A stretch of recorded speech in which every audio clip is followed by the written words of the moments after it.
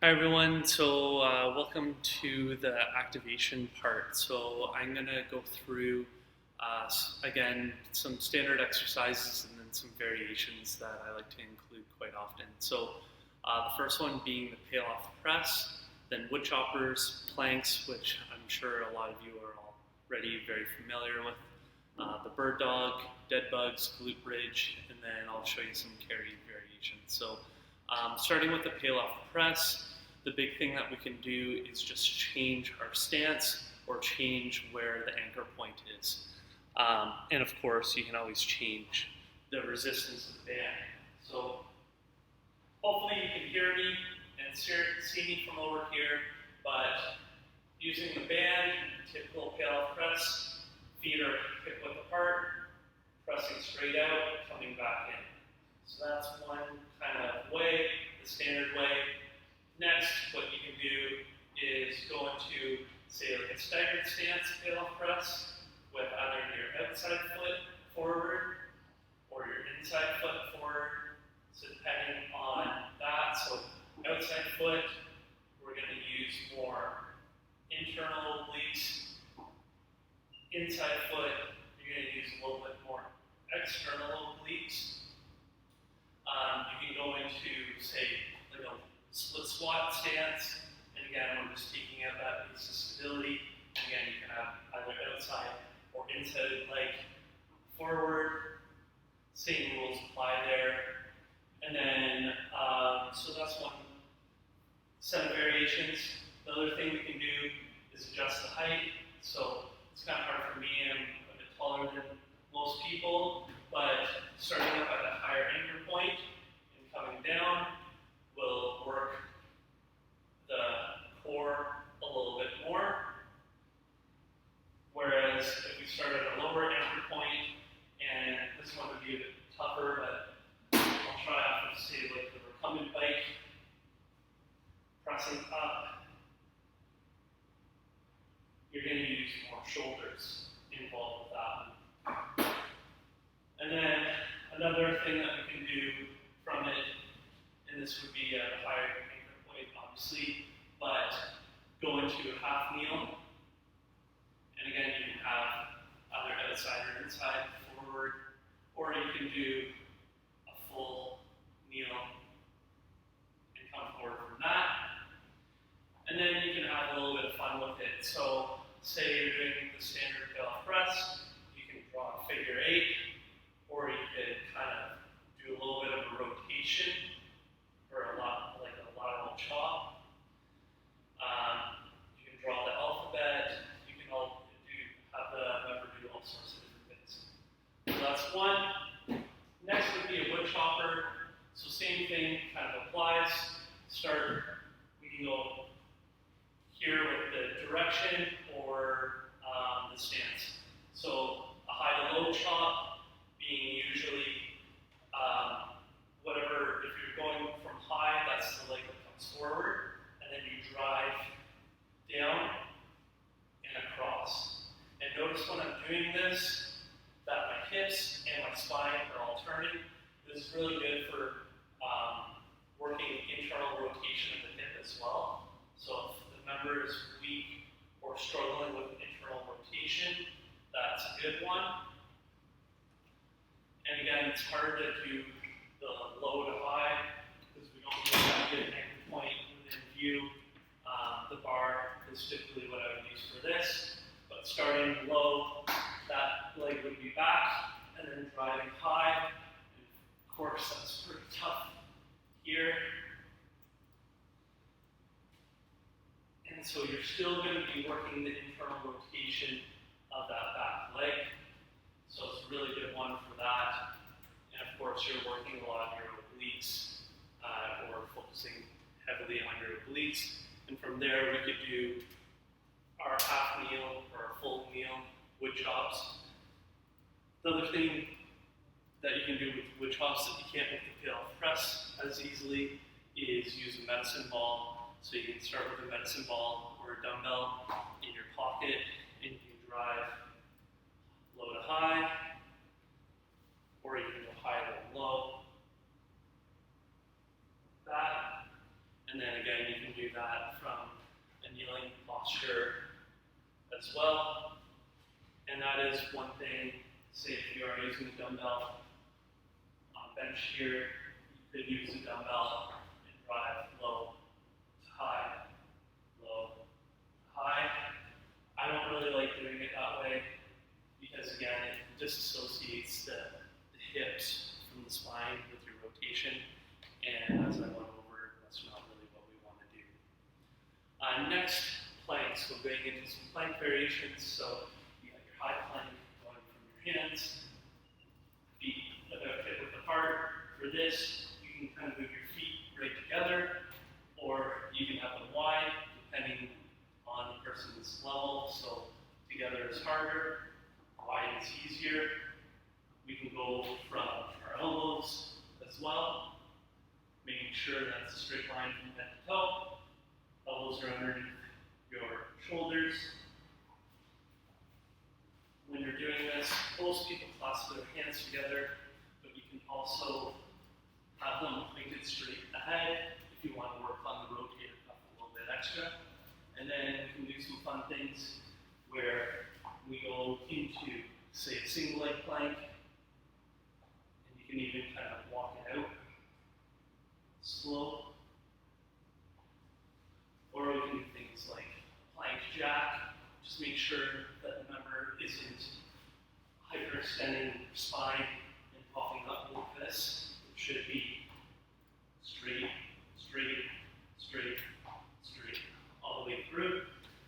And of course, then you can start to adjust the height, or you can even adjust the feet. So for height, you can use the bench.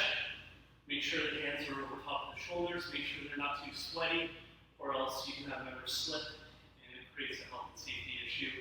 You can even go from elbows and the same thing. Just be careful, again, that they're not going to slip or slide. We've had that happen time in our facility, and we can use the bar, or you can even use the wall as an option as well. And of course, you got your front plank, so that's anti-extension, anti-flexion, but then we also have side plank, which is going to be your anti-lateral flexion. So you can go from your knees to make it more accessible, same with the front plank, and you can lift up from there. You can have one leg out, so it's more of kind of a kickstand. You can have both legs out. You can lift your arm up, and you want to drive that towards the ceiling, and then you can start to lift the leg as well. You can even rotate and open that, so open, close, and going back to the front plank, we can go low to high like that. That's another good option. And then the other thing that we can do is lift the feet. So if we want to get a little bit more shoulder involvement, you can get the feet up on a bench or a chair, and you can have the elbows down, or you can get into more of that upward push-up position. And the same thing works if you want to use an exercise ball. Bird dogs from the ground, that tabletop position, one at a time, or both all at once. From the side view, it would look like this. So extended, toes pointed towards the shin. Don't let them plantar flex, or try not to let them plantar flex. Make them get that glute involvement. And so they can either do that repetition based or static. You probably want to do an isometric at the start, but from there, they can do things like a little bit of a crunch. And so when I say crunch, or bird dog crunch, notice how my spine stays neutral, and it's really that flexion at the hip, and then driving the elbow down. From the head-on version, or side of things, we can go into abduction. That really works glute med. And if that's too challenging, we can do this from the bench as well. So you can do it hinge forward, nice flat back, and then we teach kind of just arms or just leg, and then you can add in both when that individual is ready. Obviously, I use the thick part of the bench, but just for demonstration purposes, I'm not going to do the bench around. From there, we can do that standing. So if you have a dumbbell, you would extend this leg so you're driving the same knee and same arm up, like that, and then coming back down. So driving up, back, driving up, back down. So it's kind of a standing bird dog. The only thing that you're doing more with shoulder press, but still doing single leg stance things, so working on your glutes, working on your shoulders, and then because it's single leg, you're going to be doing some unilateral stuff, so working on your QL, interrector spinae, and obliques as well. Moving to dead bugs. On the mat, on the back, knees bent, hands up.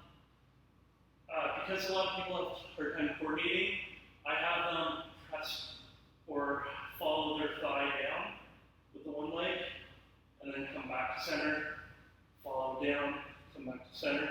If this is too challenging and they can't keep their core stable, you can even do a little bit of heel drop rather than that full extension. And then to make it more advanced, legs start straight, and then we can start to do ipsilateral, so same side, rather than opposites, like this. And so it's quite a bit more challenging. And then we can start to add in some level control, so an exercise ball. And if you do exercise ball, same side, it's quite challenging to hold it in place. And then lastly, you could add in ankle weights if your facility has them, and a light dumbbell for that shoulder extension, if that's accessible to them. Next, moving on to glute bridge, or I guess from dead bug, from a seated standpoint, it's really challenging. It really has to be something on the ground. I don't really know how to do or train that from a standing position other than those standing bird dogs, which is going to be very similar. So glute bridge being next, feet hip width apart, lying on your back, heels as close to your butt as possible, drive your hips up, trying to create a straight line. A lot of people with hip flexors will get a bit high, so that kind of gives you an idea of where they're at. And again, you can do that isometric at first, and then slowly work the repetitions once they get the movement down. When that gets too easy, or if you want to make it harder on the hamstrings, I'll shift to the side, you can have them go further out, and then that's going to get more biceps femoris involved in. And if you have your legs up on a stable surface, or an unstable surface like a foam roller, you can even do straight leg glute bridges, and that's really going to fire up the hamstrings more so than the glutes, but it still does work with the glutes, and it's good kind of progression for that side of things. So I talked about having your feet hip width apart. You can also go more narrow, or you can go nice and wide if you want to get at different muscles. So when I go wide, I really feel it a lot more in my TFL and my glute med and glute min. So those are kind of the muscle groups that are going to take a little bit more at the front. And then we can do things like adding in the exercise ball,